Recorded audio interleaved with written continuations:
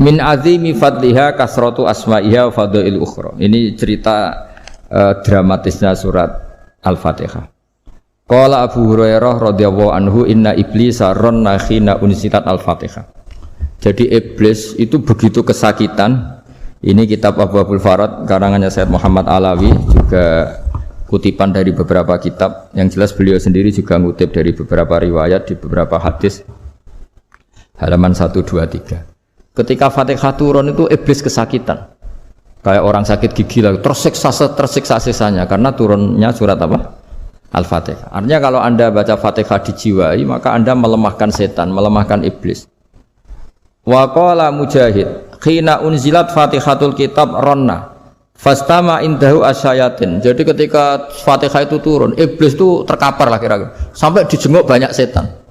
Jadi kemana di ICU lah kira-kira gitu kalau sekarang itu. Entah COVID entah enggak tahu. Pokoknya di ICU sampai dijenguk banyak setan. Enggak tahu bawa apa enggak tahu. Pokoknya dijenguk banyak setan. Nah nyangoni karena ini apa? Ketuanya apa? Pingsan, sakit.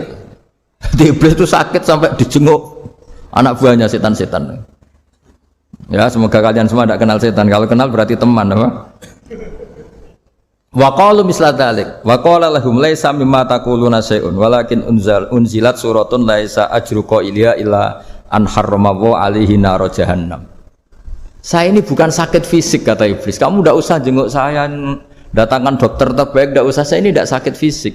Saya ini sakit karena ada surat yang diturunkan, yang pahala yang melafadzkan surat itu pasti selamat dari neraka. Padahal misi terbesar saya ini supaya manusia masuk neraka. Sekarang punya tamengnya. Wah pusing kan? Ya seperti orang lah goda sampean ternyata sampean setia itu kan pusing. Nah ternyata tidak setia itu yang akhirnya ribet kan itu. Jadi iblis itu cita-cita terbesarnya kan semua orang itu masuk neraka. Nah sekarang turun satu surat yang gara-gara surat itu siapapun yang baca dijamin selamat dari neraka. Jadi walakin unzilat suratun laisa ajru qailiha illa an harramahu alaihi nar jahannam. Karena jadi dia shock lah itu. Kalau orang di Jawa itu bilang shock. Aduh sial nasib saya ini umat nggak bisa saya goda lagi karena punya tamengnya tadi punya. Qad batala kaidukum wa makrukum. Rekayasa kalian sekarang itu tidak ada gunanya semua. Nah, ini alhamdulillah di Indonesia kelihatan kan banyak yang miskin, banyak yang susah. Tapi selagi mereka masih sholat, tuh keinginan mencari halal itu masih tinggi.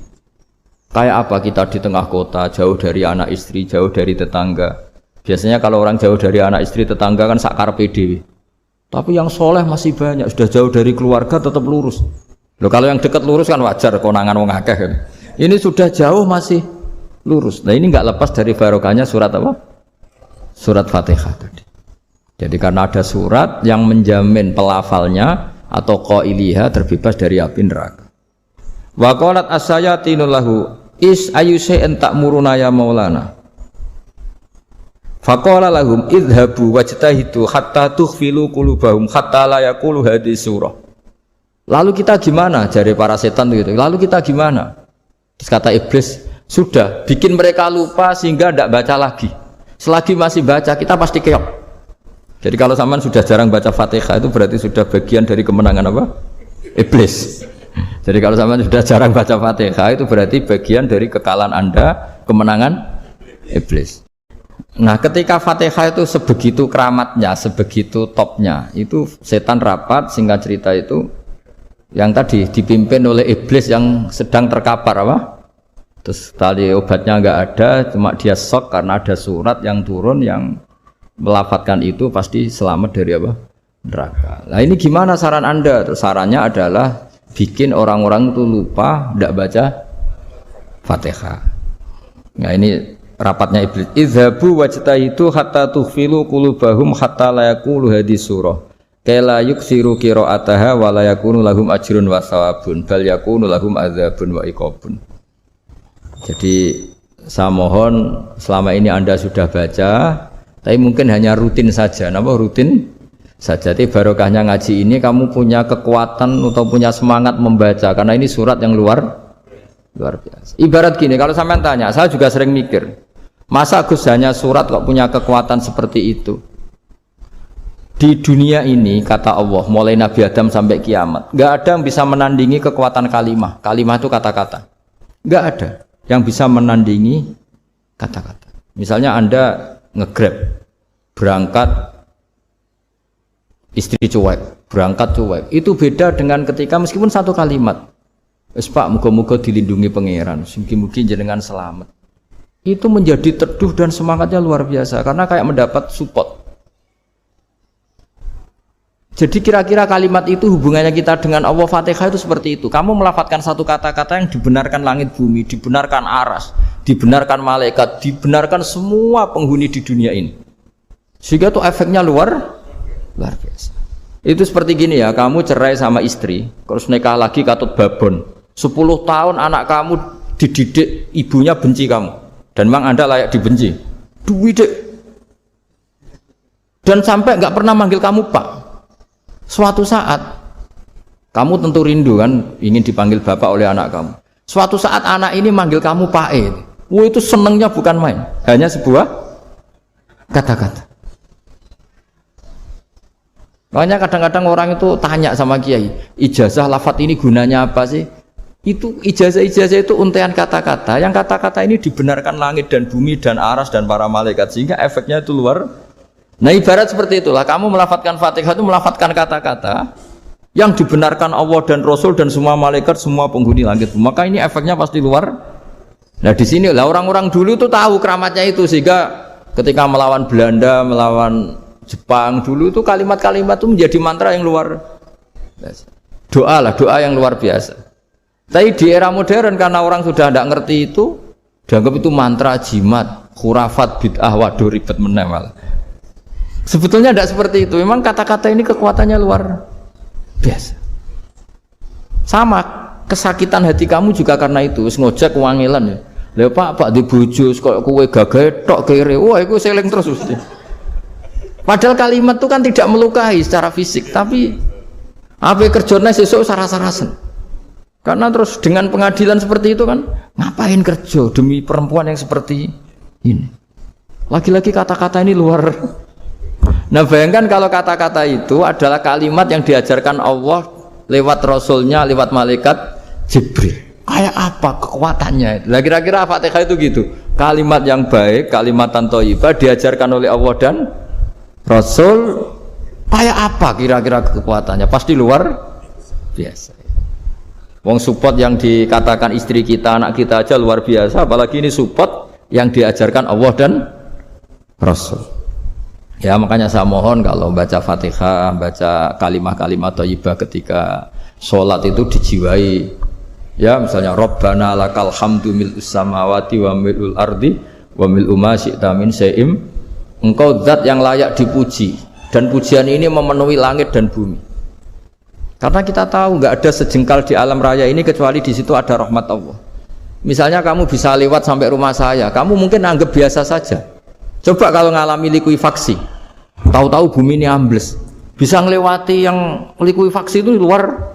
Tanyakan orang pernah ngalami likuifaksi di Sulawesi, itu melihat bumi bisa diinjak nggak ambles itu, wah luar. Dan sampean nggak ngalami itu sehingga lewat bumi ya biasa aja. Coba kalau ngalami seperti tidur, ya biasa aja. Coba kalau ada gempa, bahwa bumi tenang ini sudah nikmat yang luar biasa. Masa kamu ngakui nikmat nunggu digituin? Ya kan? Nah, makanya baca Fatihah dijiwai lah bahwa ini kalimat yang luar biasa. Saya teruskan.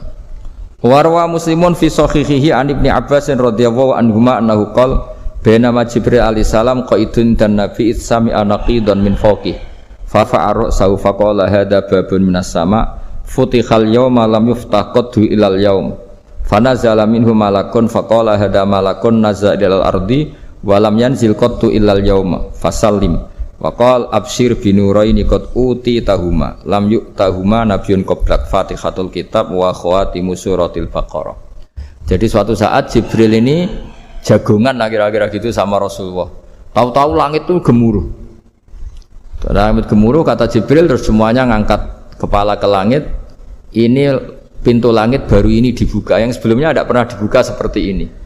Turunlah malaikat, yang malaikat ini pun malaikat spesialnya enggak malaikat murahan lah kira-kira gitu, yang nggak pernah turun ke bumi kecuali juga saat itu dengan penyambutan yang luar biasa, dengan semuanya tidak pernah terjadi hanya karena surat Fatihah.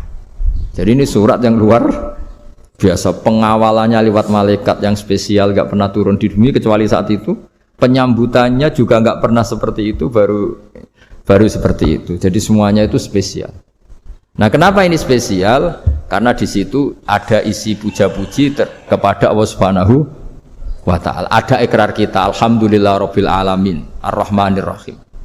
Ikrar ini penting. Kalau contoh paling gampang gitulah. Kamu punya istri selama ini cerewet terus. Suatu saat ngomong, "Pak, tak angen-angen ra ono wong lanang koyo sampeyan." Wah, itu langsung tidak ada lelaki sebaik engkau. Itu sampean senengnya Masya Allah. Karena ada ikrar dari seorang istri ke kamu. Nah, bayangkan kalau ikrar kita sebagai hamba diakui oleh Allah Subhanahu, maka ikrar ini akan dicatat sebagai kebaikan kita yang kita panen nanti di akhirat. Karena ada ikrar. Kita ikrar bahwa alhamdulillah rabbil alamin, kita ikrar ar-rahmanir rahim, kita ikrar maliki yaumiddin, kita ikrar iyyaka na'budu wa iyyaka nasta'in. Sampean misalnya jadi orang Indonesia, ketemu orang Indonesia yang makmur di Jerman, terus lupa Indonesia. Kamu orang Indonesia? Enggak, saya enggak orang Indonesia. Mangkel gak kira-kira? Mangkel. Karena salah ikrar kan gitu. Ya, jadi saya mohon jangan anggap kalimat itu hal yang biasa, tapi luar biasa. Nggih, ngoten mawon. Assalamualaikum warahmatullahi wabarakatuh.